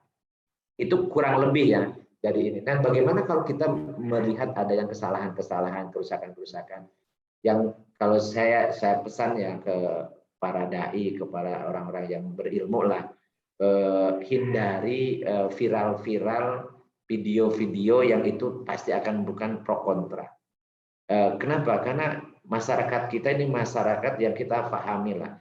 Jadi mayoritasnya itu awam, mayoritas awam. Ya kita semua ini awam gitu ya, awam. Jadi ketika kemudian memunculkan tadi memang konten-konten yang sengaja pro kontra macam-macam, itu justru bukan memberikan kebaikan kepada umat ini, bukan membangun mereka persatuan, kesatuan, ukhuwah dan seterusnya, malah justru memunculkan perpecahan, terbelah dan seterusnya. Jadi hindarilah hal-hal yang seperti itu. Dan kalau kita ingin memperbaiki, sebagaimana yang disampaikan oleh Rasulullah, man ra'a minkum munkaran. Jadi siapa yang melihat? Jadi kalau yang dilihat oleh kita dan itu kemungkaran, betul-betul kemungkaran, maka falyughayyiru biyadi. Maka kita lakukan perubahan dengan kekuasaan yaitu dan apa yang memiliki kemampuan lah untuk merubahnya. Tapi kalau tidak sanggup, babi lisan kata Rasulullah, rubah dengan lisan. Kalau itu juga belum sanggup, tapi kalau diwadali keadaan iman dia itu cuma nggak enak aja dalam hati, nggak suka, nggak ridho gitu ya. Tapi itu selemah-lemahnya iman. Artinya betul-betul kita yang bisa melihat memang itu betul kemungkaran. Tapi kalau yang jauh dari penglihatan kita tidak tahu juga faktanya seperti apa, hindari ya. Kemudian kita membuat statement-statement atau nge-share atau menjudge ya, menilai, memvonis yang memang kita juga tidak tahu faktanya, dihindari. Karena itu memang akan memunculkan kemudaratan yang lebih besar, bahaya yang lebih besar di kalangan umat ini. Walau alam, mungkin itu yang bisa saya jawab, Mbak. Ya kalau misalnya nanti kita ngobrol lagi. Karena ada Bang Don ini yang udah. Ya, Bang Don. Silakan Bang Don, udah angkat tangan juga nih. Oke, terima kasih Bang Faisal. Assalamualaikum warahmatullahi wabarakatuh. Waalaikumsalam warahmatullahi wabarakatuh. Ya, Ustadz, perintah sholat itu kan wajib setelah kita akal balik. Nah, dulu setelah akal balik kan, waktu zaman SD, SMP, mungkin kita kan sering ketinggalan sholat wajib.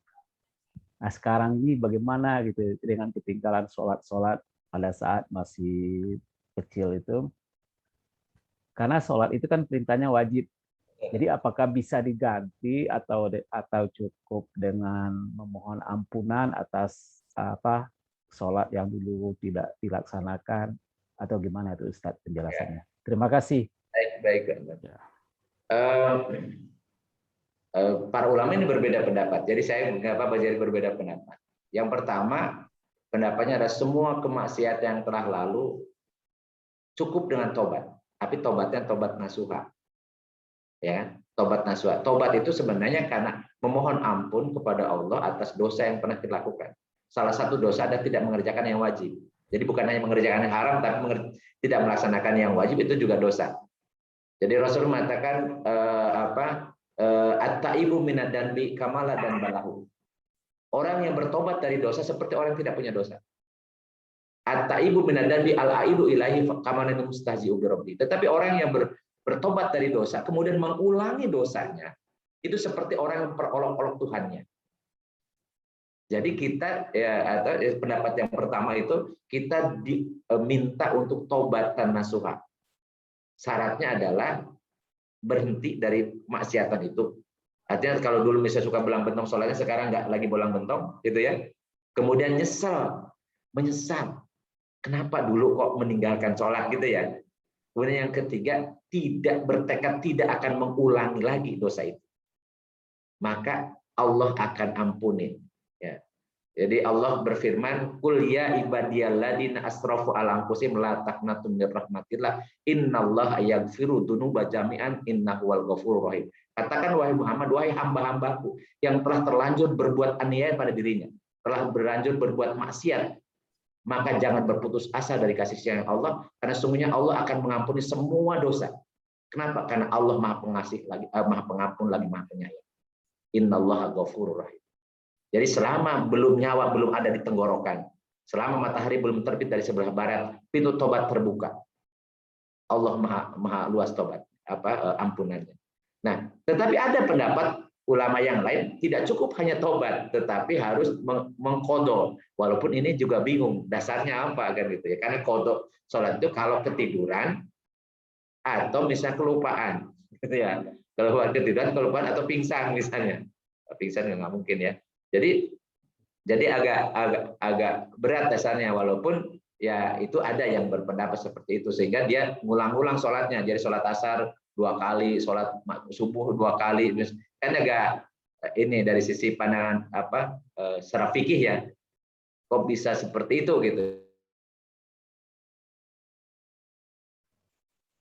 Iya, kalau di TV pernah juga saya tonton seperti itu. Jadi kalau ada sholat ketinggalan, jadi pokoknya kita ketinggalan dulu sholat maghrib. Jadi pada saat kita sholat maghrib, yang pertama yang seperti yang wajib, dan kita ulangi lagi sholat maghrib untuk mengganti sholat maghrib yang dulu-dulu ketinggalan. Ya, ini Ustadz Sam kayak lagi freezing ya, Ustadz. Punten, Ustadz Sam. Ya, kita tunggu sebentar ya, teman-teman ya. Mas Imam. Dilanjut Ustadz Faisal aja. Ada Ustadz Masari juga, ada Bang Andes juga nih di sini. Bahaya, kalau saya mah bahaya. Bahaya ya. Ustadz Sam udah itu lagi, udah nyambung lagi ya, silakan. Ya, alhamdulillah. Ya, ada ini Mas Imam dulu ya, silakan. Mas Imam. Ustadz Samnya sudah join ya? Udah, alhamdulillah. Ya, Assalamualaikum warahmatullahi wabarakatuh. Waalaikumsalam warahmatullahi wabarakatuh. Alhamdulillah ini semangat, berarti sedang semangat-semangatnya untuk menempuh ilmu ya. Ustadz, saya mau menanyakan begini, karena tadi pertanyaan udah Daniel hebat banget sama disambung sama Mbak Ira tadi. Boleh nggak sedikit meluas Ustadz? Kalau kita jalan-jalan ketemu guru-guru, semakin ketemu guru ngajinya itu pasti lembut, merangkul semua orang. Ya, terus kita jalan-jalan kemana gitu, ke daerah mana, ke negara mana itu ya memang harus merangkul. Tapi kok di Indonesia berbeda gitu, maka muncullah pertanyaan udah Daniel dan Mbak Ira tadi, apakah karena masalah geopolitik sehingga memang tidak dibikin akur, jadi semua perbedaan diperbesar sehingga menjadi selalu bermasalah. Apakah ada itu? Padahal dulunya kan nggak begitu, apalagi tambahan Ustadz tadi dari zaman Rasulullah itu berbeda itu memang sudah biasa, cuma Rasulullah ada sebagai hakim langsung menyatakan yang ini benar, yang ini benar, yang ini dapat pahala juga, jadi nyaman gitu. Kalau sekarang kan tidak. Tetapi kalau kita ketemu gurunya pengajian itu pasti lembut, pasti merangkul semua orang. Saya banyak ketemu guru itu, saya kalau ketemu yang berbeda saya deketin sampai gurunya tanya begini, seperti itu, sampai yang paling keras pun begitu ya, Dira. Ya, udah dapat poinnya. Silakan Ustadz Sam, masih di mute ya. Itu ya. Iya. Seperti itu, contoh malam ini Ustadz menyambut, sebenarnya belajar itu kan semua ini bangga Ustadz bagus banget, berarti ilmunya tinggi. Kita yang awam-awam ini juga memang sedang ini. Apakah karena masalah geopolitik juga Ustadz? Terima kasih. Assalamualaikum. Waalaikumsalam. Ini minta izin, ini sudah 21.35. Ada 10 menit lagi ya Ustadz ya. Insyaallah. Ya, jadi gini, saya nggak tahu geopolitik dan seterusnya, tapi gini karena mayoritas ya di Indonesia itu mayoritas Muslim. Yang kedua, karakter orang Indonesia itu kan iya itu belum tentu benar gitu. Maksudnya iya, tapi di belakang itu apa benar gitu ya. Jadi banyak ewuh tidak terbuka gitu ya. Jadi halus, tapi halus bukan berarti taat gitu. Jadi ada beberapa kultur kita yang sepertinya bagus ya, sopan santun macam-macam, tapi kadang-kadang kalau Musonab bilang ngalayet gitu ya. Mungkin saya nggak tahu. Tadi dan ini memang harus yang membersihkannya adalah akhlak Islam. Harus membersihkannya Islam, karena seorang muslim itu nggak boleh ada istilah pakewu, ada iya tapi enggak gitu ya, macam-macam. Jadi seorang muslim itu ya harus tegas. Harus konsisten dan konsekuen gitu ya. Innalladzina qalu rabbuna Allah tsumma istaqamu tatanazzalu 'alal malaikatu alla takhafu wa la tahzanu wa abshiru bil jannati allati kuntum tu'adun. Perintah Allahnya adalah sesungguhnya orang-orang yang menyatakan Tuhanku adalah Allah, Tuhan kami adalah Allah. Kemudian dia harus istiqomah. Istiqomah itu konsekuen, konsisten sampai akhir hayatnya. Maka orang seperti ini tidak berpura-pura gitu ya. Tidak berpura-pura ya, padahal di hatinya itu terus saja mendendam gitu ya, tadi nggak ada pengingkaran, maka akan turun malaikat ketika menjelang wafatnya. Dia mengatakan jangan khawatir, jangan takut, berikan kabar gembira dengan surga. Nah, jadi ini yang sebenarnya PR kita bersama. Jadi kalau tadi benar misalnya itu karena karakter gitu ya, tapi sebenarnya ada baiknya juga kalau karakter kita sama dengan Timur Tengah malah perang gitu ya. Jadi perbedaan malah perang gitu kan. Jadi mudah sekali diadu domba. Ya kita ini agak tadi karena ada pak ewuh itu ya. Kemudian jadi walaupun benci sama benci, tapi itu dipelihara jadi dendam kesumat, tapi tidak jadi perang, tidak jadi taburan gitu ya. Ya tapi tetap aja jelek ini karena akhlak Islam nggak kayak gitu. Jadi kalau kita misalnya berbeda pendapat, jengkel pun maksimal 3 hari. Lewat 3 hari saling memaafkan. Kalau tidak mau memaafkan, tidak bisa layak jadi penghuni surga, gitu ya. Jadi kalau saya sih simpel saja. Al-Quran menyatakan kita itu wa'afin anines. Kalau berbeda pendapat, jengkel, kesel, ya cuma maksimal 3 hari. Lewat itu Rasulullah tidak menghalalkan. Jadi nggak boleh kita berdosa.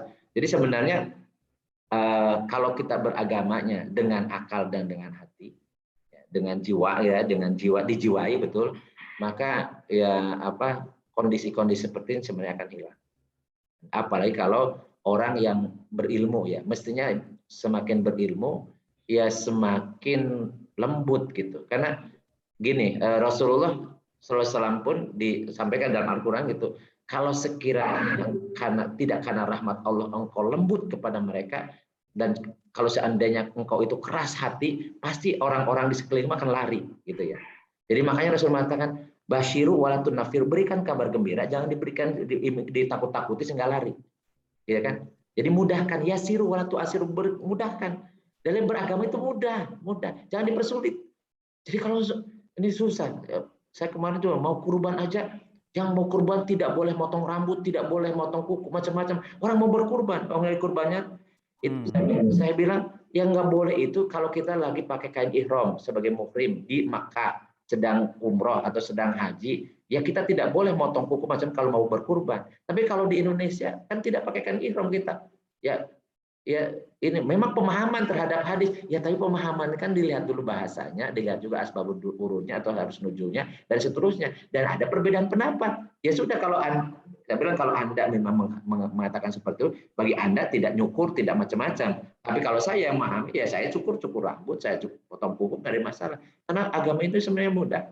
Ya, jangan dipersulit. Kalau sulit juga kita disuruh dikasih rusak, dikasih keringatan oleh Allah kan gitu. Jadi ini kembali lagi yang sebagian saya katakan tadi, memang beragama itu tidak hanya butuh akal, tetapi butuh kolbu. Itulah fungsi jiwa kita. Jadi senantiasa lemah lembut kepada sesama muslim, ya keras kepada orang kafir yang memusuhi. Ingat ya, keras kepada orang muslim, non muslim itu yang memusuhi. Tetapi kalau yang menjadi kafir dhimmi, yang bertetangga baik, yang saling menghargai, kita tidak boleh dolim kepada mereka, tidak boleh keras kepada mereka, kan gitu. Ini ajaran syariat Rasulullah SAW sebagai rahmatan lil alamin. Nanti diskusinya lagi. Tadi ada yang itu Mas Ari ya, satu lagi ya. Plus itu Mbak Nur tadi ya, Ustaz ya. Iya. Ada bonus. Ya, silakan. Silakan Mas Ari, silakan. Mbak Nur duluan monggo. Mbak Nur ya, Nur Rahmawati tadi, silakan Mbak. Mbak Nunung, silakan. Ya, terima kasih. Mungkin saya singkat aja tadi Pak Ustadz kan mengatakan bahwa tidak semua yang kita ikuti dari penampilan Rasul maupun tindakan Rasul itu adalah sunnah, karena ada batasan bahwa itu adalah perilaku atau kebiasaan orang Arab. Nah, itu bagaimana kita bisa melihat bahwa itu adalah sunnah dan itu adalah kebiasaan orang Arab gitu, karena ada sebagian kelompok yang dia mencoba untuk menyayangi Rasul itu dengan mengikuti segala apa yang dilakukan gitu ya, misalnya dari pakaiannya, kemudian dari jenggotnya, kemudian dari kebiasaan sehari-hari gitu, dan mereka memang menganggap itu adalah sunnah, sedangkan tadi Pak Ustadz menyatakan bahwa itu sebagian bukan sunnah gitu. Jadi yang mana ini Pak, yang sunnah dan yang tidak sunnah gitu. Makasih. Ya membahasnya singkat aja ya. Yang pertama tadi ngikutin Rasul itu wajib, tapi dalam hal yang menjadi hukum syara.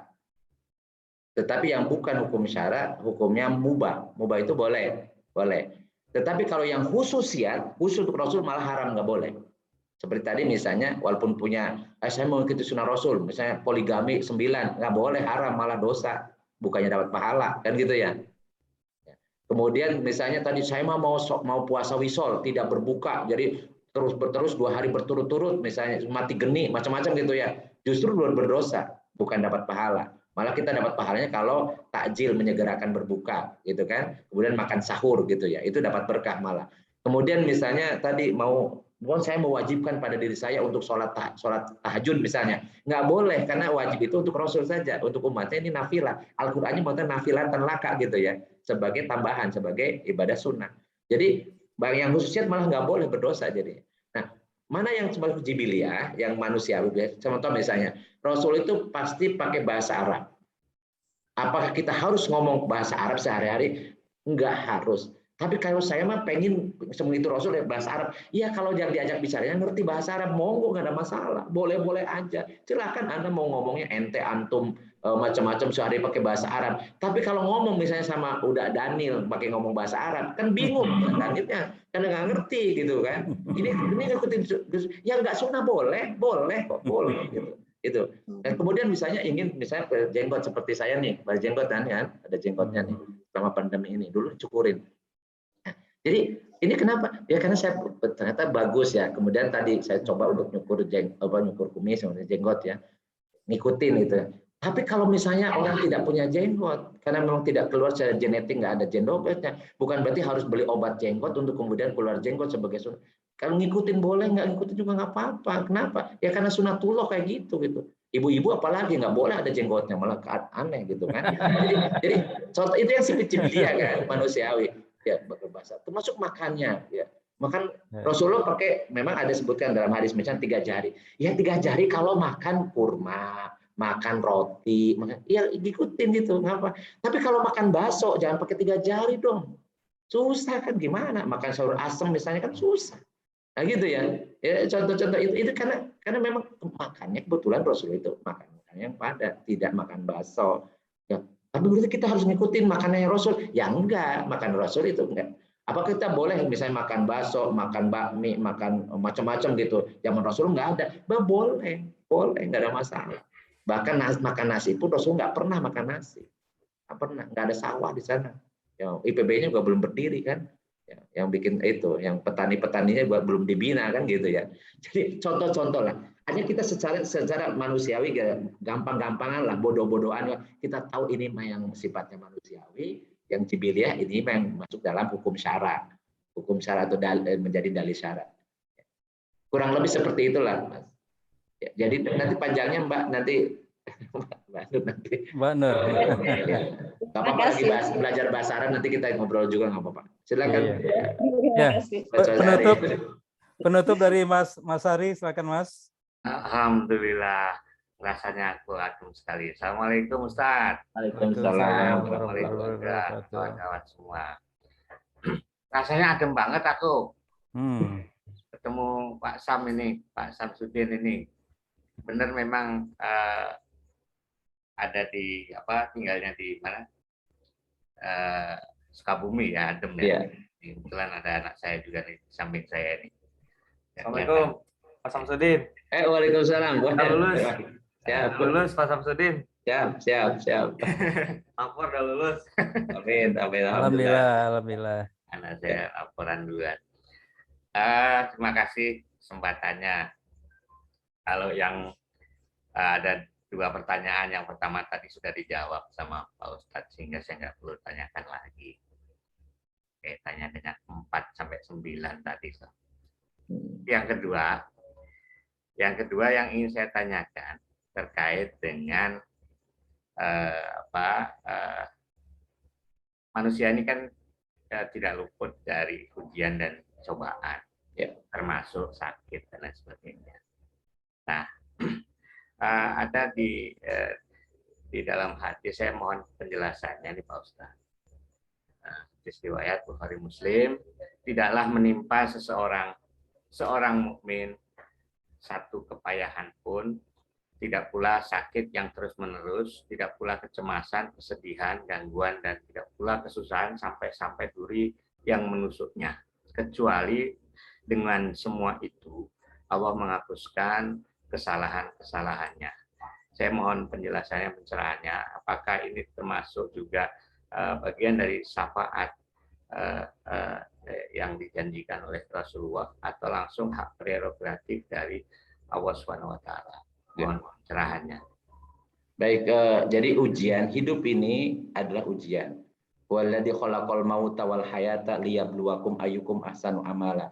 Allah menciptakan kehidupan dan kematian sebagai ujian bagi kalian, siapakah di antara kalian yang paling baik amalnya. Jadi memang ujian sebagaimana kita biasa ujian kan, kalau kuliah ujian ya. Jadi ujian itu oleh Allah diberikan sesuai dengan tingkatan. Jadi semakin sulit berarti tingkatan kita naik. Tapi kalau semakin enteng berarti tingkatan kita diposisikan rendah. Jadi ibaratkan gini, diilustrasikan. Kalau kita mahasiswa, tapi kemudian dikasih soal SD. Kalau ataupun kita bisa mengerjakan sampai nilainya 100, sebenarnya kita bukan lulus. Tapi sebenarnya kita ini dilecehkan oleh gurunya, oleh dosennya, karena level kita mungkin masih tingkat SD, cara berpikirnya. Tapi kalau kita ternyata dikasih soal mahasiswa, bahkan ini S1 tapi dikasih soal S2, dan kita bisa mengerjakannya, berarti tingkatan kita sebenarnya diposisikan pada level S2 atau level S3 gitu ya. Itu ilustrasi saja sebenarnya. Jadi Allah akan menguji sesuai dengan kemampuan kita. Karena la yukallifullahu nafsan illa wus'aha. Allah tidak akan membebankan sesuatu kecuali sesuai kemampuannya. Dan kita mampu itu. Dan ketika kita bisa sabar ketika diuji itu dan tidak jauh dari Allah, dan kita bisa menghadapi ujian itu, karena ujian itu pasti sementara. Inna ma'al usri yusra. Karena setiap ada sesudah kesulitan pasti ada kemudahan. Ada ujungnya gitu ya. Ujian itu ada ujungnya. Begitu kita bisa melewati ujian itu dan kita sabar, maka semua itu menjadi penghapus dosa-dosanya. Ada seorang wanita kulit hitam, dia biasa kena penyakit ayan. Datang ke Rasulullah, ya Rasulullah, doakan agar aku sembuh dari penyakit ayan ini. Kata Rasulullah, andaikan engkau mau, in sobarti falakir jannah. Kalau engkau bisa sabar, maka bagimu surga. Kalau engkau sabar, tetap sakit itu ya, dan sabar, maka engkau dapat surga. Kemudian wanita ini, tetapi kalau engkau mau, kata Rasulullah, aku akan doakan agar sembuh dari penyakitmu. Kemudian wanita ini mengatakan, ya Allah, ya Rasul, kalau demikian aku milih sabar supaya dapat surga. Tetapi tolong doakan agar ketika aku kena penyakit ayan agar tidak tersingkap auratku. Kemudian Rasulullah mendoakan wanita ini ketika kena penyakit ayan tidak terbuka auratnya dan dikabulkan oleh Allah, dan tetap dia punya penyakit ayan sampai beliau wafat. Karena beliau memilih sabar supaya karena dijanjikan oleh Rasulullah dapat surga. Gitu. Jadi kalau semua yang menimpa kita, ujian-ujian itu, kalau kita sabar itu tidak identik nyerah gitu, tidak identik pasrah. Sabar itu termasuk kita melaksanakan sebuah aktivitas syariat ya. Disuruh kata Rasulullah, likulidain dawaun, fatadawau. Jadi setiap penyakit ada obatnya, maka berobatlah. Jadi berobat itu sunnah. Jadi kita berobat iya, tetapi kita tidak keluh kesah, tidak kemudian malah jauh dari Allah, tetap menjalani itu, kita terima, dan kita lulus, maka kita dapat reward, diampuni dosa-dosanya, sehingga ketika menghadap Allah sudah habis dosanya, karena dia sabar menghadapi ujian-ujian yang menimpanya. Mudah-mudahan kita bisa seperti itu. Kira-kira pemahamannya seperti itu, Mas. Baik. Atur nuhun Ustadz Sam. Waktunya sudah malam ini. Iya, waktu juga yang memisahkan ya Ustadz, tapi seperti kata Mas Sari tadi ya, Ustadz sangat menyejukkan nih, sangat menyejukkan hati Ustadz, karena saya pribadi selama ini banyak berpikir sangat logik gitu Ustadz, dan dari jawaban-jawaban Ustadz tadi, alhamdulillah saya mendapatkan pembenaran gitu Ustadz, bahwa logik itu memang perlu ya di dalam memahami agama gitu Ustadz. Dan insya Allah ini sudah direkam juga Ustadz, dan bisa jadi panduan juga bagi teman-teman juga nanti jika ingin mendengar kembali ya Ustadz ya, dan kita akan sebarkan juga Ustadz link sini. Baik Ustadz, sebagai penutup silakan Ustadz dapat ditutup dengan doa untuk kita semua Ustadz. Baik. Allahumma sholli wa sallim wa barik ala sayyidina wa habibina wa karimina wa dhurrina wa maulana Muhammad. Wassalamu radhiyallahu tabarakta wa ta'ala an kulli sahabati Rasulillahi ajma'in. Amin ya rabbal alamin. Alhamdulillahi rabbil alamin. Hamdan syakirin hamdan na'imin. Hamdan yuwafi ni'ama wa yukafi'u mazidah. Ya Rabbana lakal hamdu kama yanbaghi li jalali wajhika wa 'azimi sultanik. Rabbana auzi'na an nashkura ni'mataka allati an'amta 'alaina wa 'ala walidayna wa an na'malan sholihan tardahu wa adkhilna bi rahmatika fi ibadika salihin. Allahumma yassir lana umurana kullaha wa la tu'assir alaina. Allahumma hasil maqasidana. Allahumma ij'alna minas salihin. Allahumma ij'alna minas salihin. Allahumma ij'alna min ummatin nabiyina Muhammadin sallallahu alaihi wasallam. Allahumma rabbana taqabbal minna innaka antas samiul alim wa tub alaina innaka antat tawwabur rahim. Allahumma anfa'na bima 'allamtana wa 'allimna ma yanfa'una wa zidna ilman nafi'an. Rabbana atina fid dunya hasanah wa fil akhirati hasanah wa qina adzabannar. Wa sallallahu ala sayyidina Muhammadin wa ala alihi wa sahbihi wa barik wa sallim. Subhanakallahumma wa bihamdika asyhadu an la ilaha illa anta astaghfiruka wa atubu ilaik. Subhana rabbika rabbil izzati amma yasifun wa salamun alal mursalin walhamdulillahi rabbil alamin. Billahi taufiq wa hidayah. Assalamualaikum warahmatullahi wabarakatuh. Waalaikumsalam. Sallu ala Nabi Muhammad. Sallallahu alaihi wasallam. Ya. Atur nuhun semua. Terima kasih Ustaz. Assalamualaikum. Waalaikumsalam warahmatullahi wabarakatuh. Teman-teman. Ya teman-teman, atur nuhun semua ya. Assalamualaikum. Terima kasih Bang Faisal. Sama-sama Mas Arya. Moderatornya kontrak 1 tahun. Mas Imam udah sampai Bogor dari Alhamdulillah baru sampai, belum mandi. Alhamdulillah. Sip, oke, makasih semua, izin live ya.